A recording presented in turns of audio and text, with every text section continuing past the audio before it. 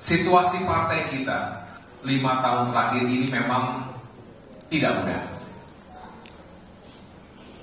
Proses yang kita jalankan dalam rangka melakukan konsolidasi, menyusun strategi, langkah-langkah pemenangan pemilu, mengalami gangguan di sana sini.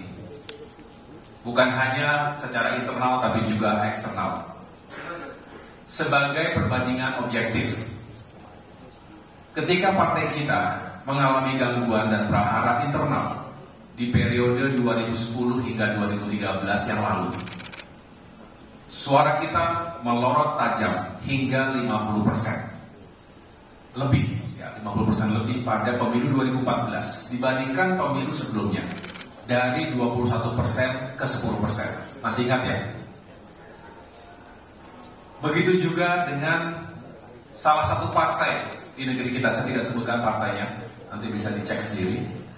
Hanya sebagai gambaran, ketika itu partai yang bersangkutan mengalami konflik internal juga.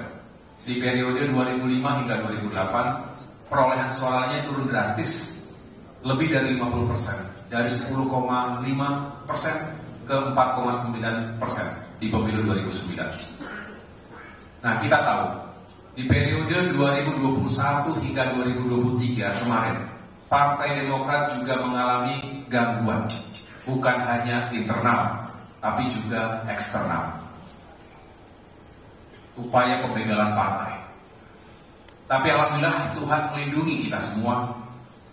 Alih-alih partai kita hilang, dirampas,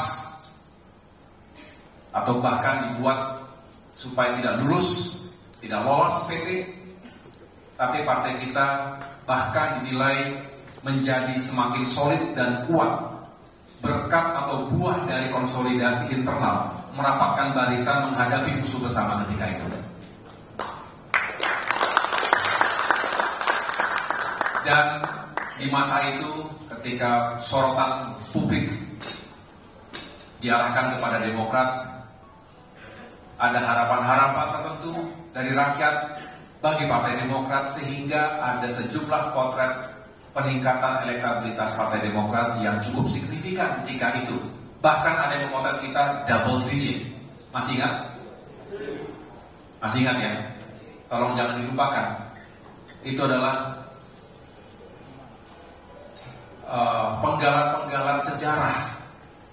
Kita sendiri yang harus ingat dan jadikan pelajaran sebelum itu dilupakan begitu saja. Apalagi nanti kalau ditulis oleh orang lain selain kita yang mengetahui benar apa yang kita alami dan apa yang terjadi ketika itu. Insya Allah